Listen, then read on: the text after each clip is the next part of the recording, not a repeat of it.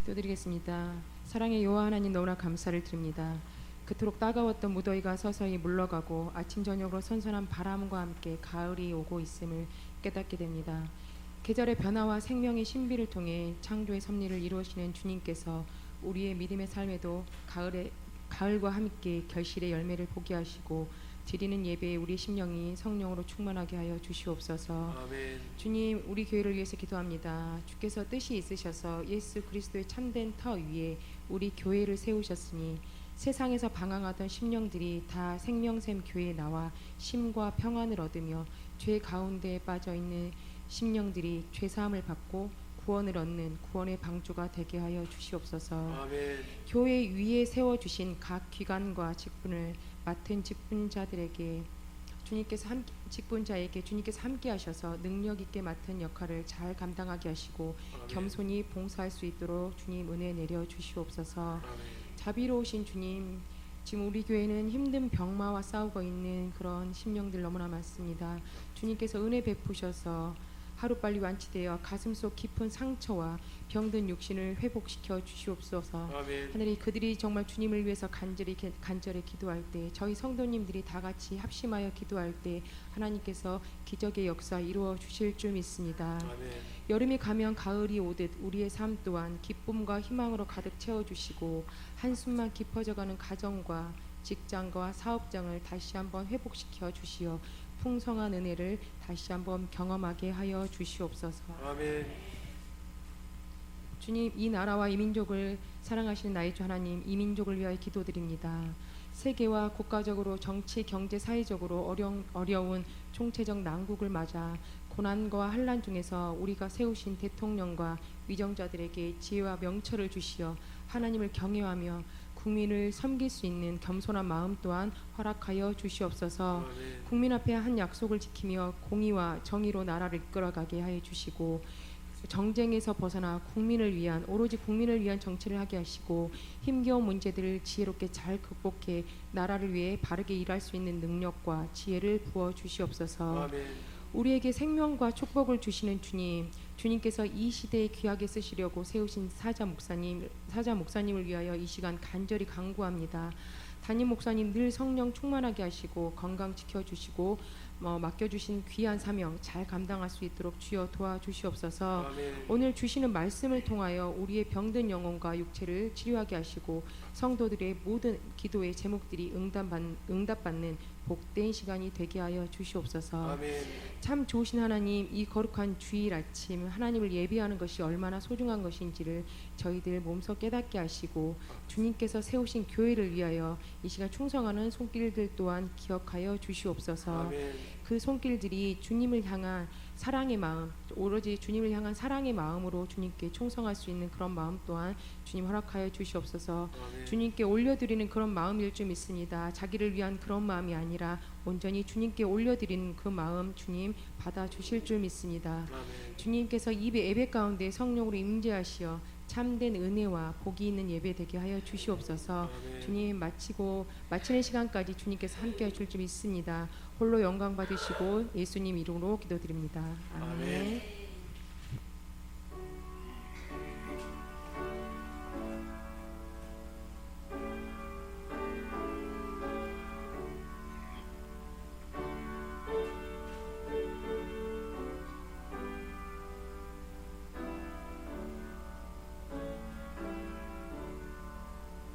네, 먼저 구호 외치고 시작하겠습니다.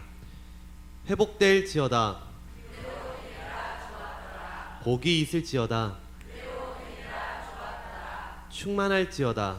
그대로 되리라 좋았더라. 나는 하나님의 작품이다. 그대로 되리라 좋았더라. 나는 특별한 사람이다. 그대로 되리라 좋았더라.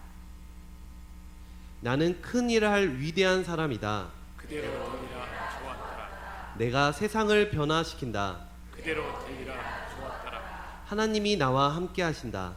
할 수 있다. 있다 하면 된다. 아멘. 아멘. 네, 오늘 주님께서 주신 말씀은 출애굽기 12장 1절에서 14절 말씀입니다. 내가 봉독하겠습니다.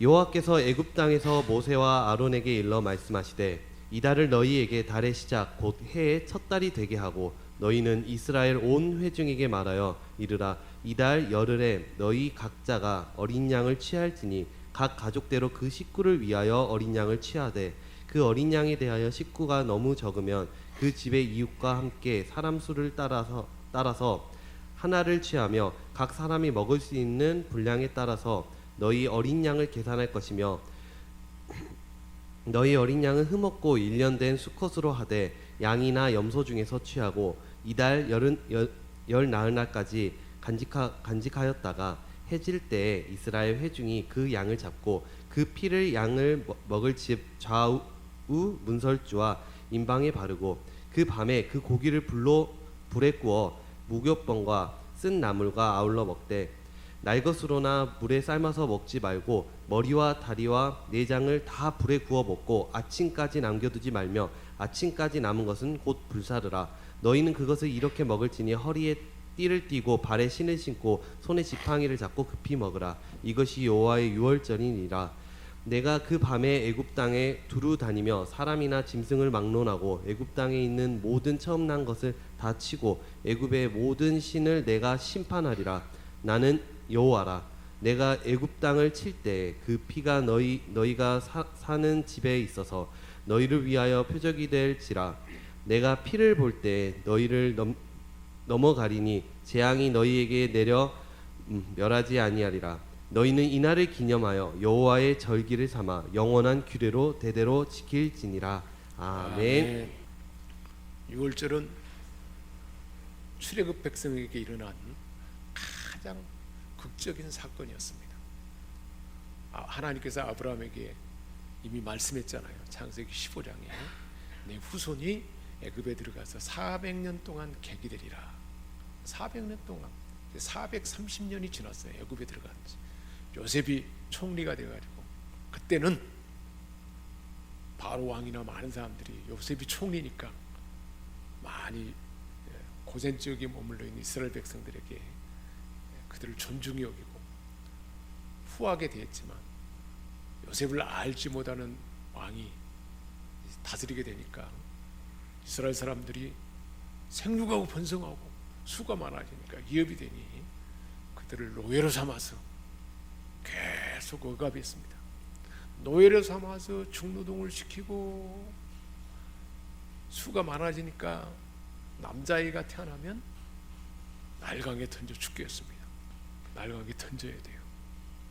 매일 중노동에 시달리니까 삶이 사는 것이 아니에요. 계속 힘들게 중노동하고 노역에 시달리고 잘못하면 매를 맞고 채찍을 맞고 사람 취급을 받지 못하는 그런 환경 가운데 하나님 앞에 부르짖었습니다. 하소연했습니다. 고통을 당하면 하나님을 찾을 수밖에 없잖아요. 그런데 하나님께서 성경에 보니까 그들의 모든 아픔과 또한 부르짖음과 그들의 모든 삶을 내가 다 보고 듣고 그 신음소리를 듣고 다 알았다는 하나님. 우리 저와 여러분의 삶 가운데 우리가 힘들어하고 고통스러워하고 어려운 가운데 하나님 앞에 막 부르짖고 소리 지를 때 우리 하나님은 예면하지 아니하고 그 상황을 다 보신다는 거예요. 또 우리가 부르짖는 소리를 다 들으신다는 것입니다. 어느 누구도 사람이 듣지 못하고 알아듣지 못하지만 우리 하나님은 다 보고 들고 알고, 그래서 하나님이 내가 내려가서 하건대 하나님이 내려오신 게 아니라 모세를 보내서 10가지의 초자연적인 재앙을 나타내십니다. 하나님이 택한 백성들을 얼마나 사랑하는지, 그리고 하나님이 어떤 분인지를 분명하게 보여줬습니다. 그래서 10가지 재앙이 나타나는데 나일강이 피가 되고 개구리가 막 온 천지를 돌아다니고 이 파리, 가축의 죽음, 종기, 우박, 메뚜기, 흑암의 재앙이 계속 9가지 재앙이 이어졌습니다. 마침내는 하나님께서 10번째 재앙을 예고하면서 9번째 재앙까지는 많은 혼란을 겪고 이제 애굽 사람들이 망했다 그랬어요. 중신들과 모든 애굽 사람들이 계속 이대로 재앙을 당하면 우리는 망할 수밖에 없다. 빨리 이스라엘 백성들을 내보내라. 그렇게 말해도 바로는 끔찍하지도 않았습니다. 금방 또 그 마음이 변했습니다. 그런데 이제 10번째 재앙을 예고하면서 하나님께서 이스라엘 백성들에게 해야 할 일을 말씀하셨습니다. 마지막 재앙이 일어나기 전날 밤 하나님은 백성들에게 각 가정에 모여서 어린 양을 취하고 해가 지면 그 양을 잡아서 그 죽은 양의 피를 집 좌우 문설주와 위에 있는 임방에 그게 바르라고 했습니다. 그리고는 그 고기를 구워서 무교병과 쓴나물과 함께 먹을 때 나그네 복장을 하고 급히 먹으라는 거예요. 급히 한밤중에 급히 떠날 때 누룩 없는 떡을 부어 먹고 신속하게 이동하도록 하나님 그렇게 명령했던 것입니다. 그래서 하나님 말씀하셨어요. 그날 밤에 하나님께서 애굽의 모든 처음 난 것들을 치실 것인데, 애굽에 그곳에 있는 모든 처음 난 사람의 장자 그리고 짐승의 첫 새끼 다 하나님이 치신다는 거예요. 그런데 그 문설주의 피를 보고 이스라엘 백성들에게 뭐라고 말씀했어요? 양을 잡아서 그 피를 문설주와 임방에 바르면, 그렇게 되면 죽음의 천사가 넘어갈 것이다.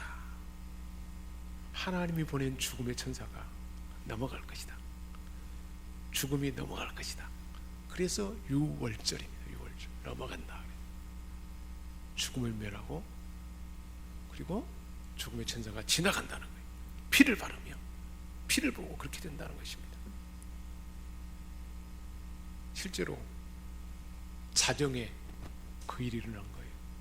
한밤중에 이스라엘 백성들은 그 말씀을 듣고 전부 양을 잡아서 문설주 연방에 피를 발랐고 12시가 땡 됐을 때 하나님의 죽음의 천사가 온 그 애굽 이스라엘이 애굽에 머물러 있는 그곳에 죽음의 천사가 지나가는데, 피를 바른 문설주 연방에 피가 있는 곳은 지나갔습니다.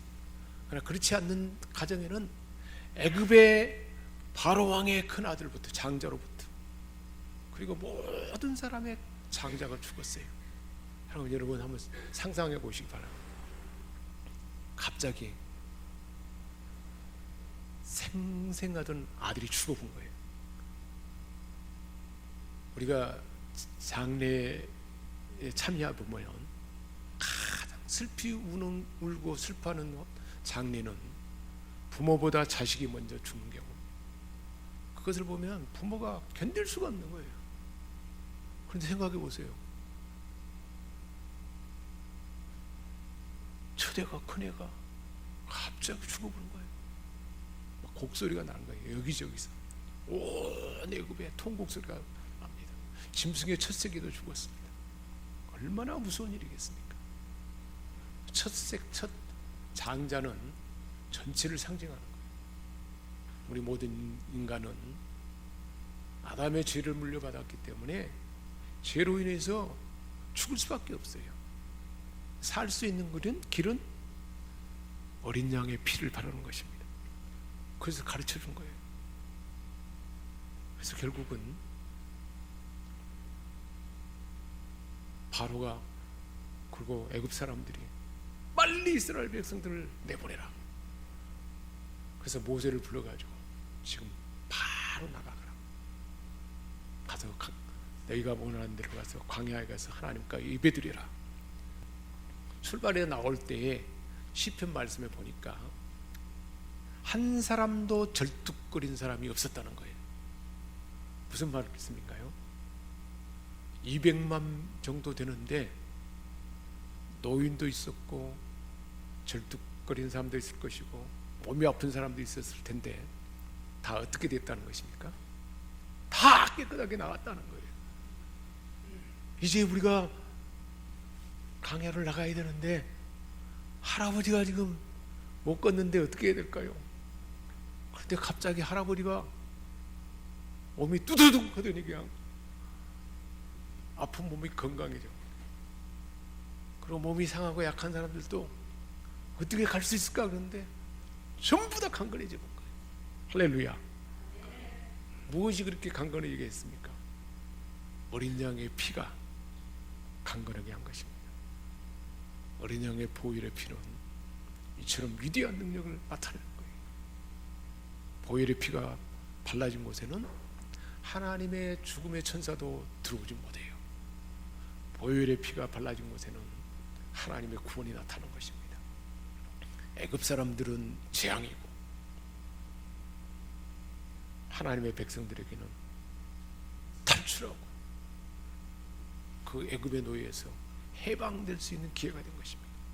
그뿐만 아니에요.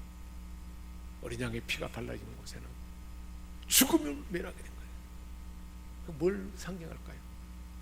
이제 장차 우리 주님 다시 오면 그때 모든 사람이 심판을 받는다. 아까 우리 찬양이 그랬잖아요. 모든 사람은 행위대로 심판을 받아요. 그럼 모든 인간 중에 죄 없는 사람이 없잖아요. 그럼 죄 가운데 심판받으면 어디가 될까요? 지옥에 갈 수밖에 없는 거예요. 사망에 이를 수밖에 없어요. 그러나 보혈의 피로 덮여진 자는, 하나님의 아들 예수 그리스도의 보혈을 피는 자는, 피를 믿는 자는 심판을 면하게 된다는 거예요. 할렐루야.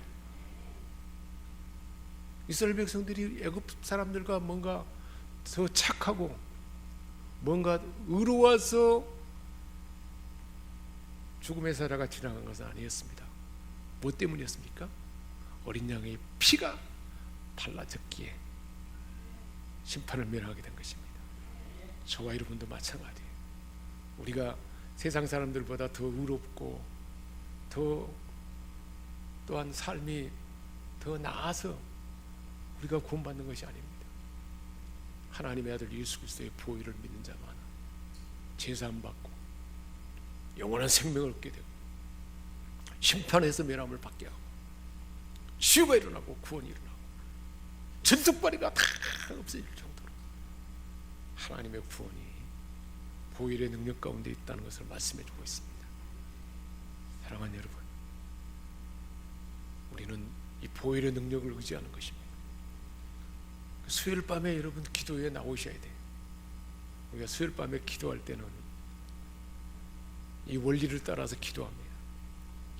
우리 안에 있는 지혜 문제가 해결돼야 하나님과 소통될 수 있고 기도가 응답받을 수 있어요. 지혜 문제가 어떻게 해결될 수 있습니까? 보혈의 피로 덮어야 돼요. 회개 기도하되 주의 보혈의 피를 의지하고 성령의 불의 권능을 의지할 때 우리 안에 있는 지혜와 하나님 것 아닌 것들을 다 제거하고, 그리고 우리 마음에 성령님을 모실 때 성령이 우리 안에 오시게 되고, 성령이 오시면 성령의 임재 가운데는 무엇인지 말하는 대로 되었습니다. 처음 창조가 이루어질 때 그랬잖아요. 모든 온 세상에 공허하고 혼란 가운데 있고 흑암 가운데 있을 때 성령이 수면 안에 운행하고, 성령이 운행하는 그곳에 하나님 말씀에 빛이 있으라 하니까 어둠은 떠나가고 빛이 나게 된 것입니다. 무질서한 그 무질서한 가운데 질서 잡히게 되어서 하늘의 해와 달과 별과 바다와 육지와 모든 곳에 하나님 말씀대로 가장 귀한 것들로 가득 채워진 것입니다. 어떻게 될 때요? 성령이 운행할 때. 수요일 밤에 우리는 그 기도를 하고 있어요. 우리가 일상에도 기도할 때 그렇게 기도해야 돼요. 우리가 기도하면 하나님이 구하라 주실 것이요, 찾을 것이요, 두드리는 자에게 열릴 것이라고 했잖아요. 근데 왜 구하고 찾고 두드리는데 응답이 없습니까? 가운데에도 말씀했는데 하나님과 우리 사이에 지혜가 가리웠어. 예언서의 말씀에도 말씀하고 있잖아요. 하나님과 지혜가 가려져 있으면 응답받을 수 없다 그랬습니다. 그래서 우리는 보혈의 피를 의지해서 우리의 죄와 하나님과 아닌 것을 다 제거하고 성령이 우리 안에 임했을 때 이제 우리가 구하고 부르짖는 것마다 다 응답받을 은혜가 부어진 것입니다. 보혈의 피를 의지하는 것입니다. 사랑하는 여러분, 보혈의 피를 의지하고 선포하고 기도하는 그 은혜를 덧입는 여러분 되시기를 주님의 이름으로 축복합니다. 내 마음에 내 삶에 보혈의 피를 덮어버리는 거예요. 우리 가정에 보혈의 피를 덮는 거예요. 내가 일하는 일터에 보혈의 피를 적시는 거예요. 사랑하는 우리 아이들의 삶에 환경에 보혈의 피를 적시는 거예요. 어둠의 세력이 침범지 못할 줄 믿습니다. 하나님의 죽음의 사라도 침범하지 못했어요. 그런데 어떤 어둠의 세력이 올 수가 있습니까? 믿음으로 선포할 때, 보혈의 피를 적실 때 치유가 일어나고 회복이 일어나고 어둠의 세력은 차단되고 죄와 질병은 차단되고 구원과 회복과 살아계신 하나님의 역사가 나타날 줄 믿습니다. 예수님이 이루신 거예요. 보혈의 피로 이루어진 그 은혜와 역사인 것입니다. 실제로 이런 역사로 인해서 이스라엘 백성들은 어떻게 됐습니까? 이제 애굽의 억압에서 완전히 자유케 되었습니다. 10가지 그 심판이 임한 것은, 10가지 재앙이 일어난 것은 다 애굽 사람들이 숭배하던 신을 상징한 것이었어요. 나일강, 그리고 개구리, 파리, 흑암, 또 우박, 이 모든 것들이 다 애굽의 신을 상징하는 그런 것들이었는데, 재앙이 떨어짐으로 인해서 애굽의 우상들은 다 하나님의 능력 아래 아무 힘이 없다는 것을 보여준 것입니다. 마지막 죽음의 신은 더 무서운 신이었어요. 죽음의 신. 죽음의 신이 어떻게 된 것입니까? 보혈의 피로 적셔질 때 애굽의 죽음의 신이 애굽 사람들을, 장자를 살릴 거라 얘기했지만 하나님의 심판에 하나님의 사자가 다 죽이게 하고 말았습니다. 오늘 본문에도 말씀하잖아요. 10번째 피를 문설주와 임방에 바르지 않는 애굽에는 죽음이 임하게 될 것이고, 그리고 내가 애굽의 모든 신들을 심판하리라 그랬잖아요. 애굽의 모든 신들이 다 하나님의 능력 아래 다 심판의 불로 다 사라지게 된 것입니다.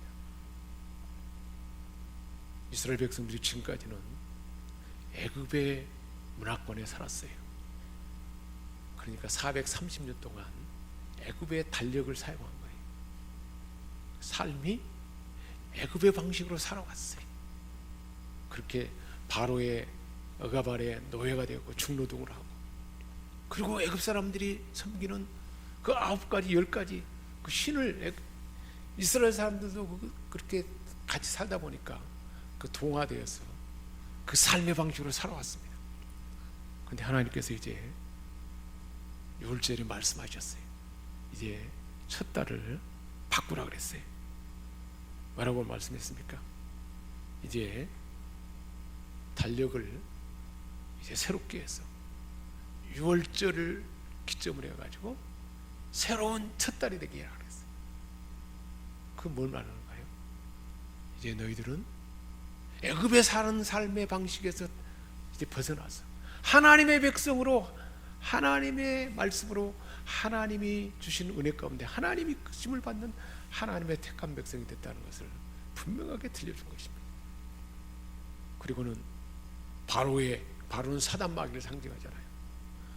애굽의 10가지 그 신들은 저와 이름이 살아왔던 세상에 속한 모든 것들을 말하는 거예요.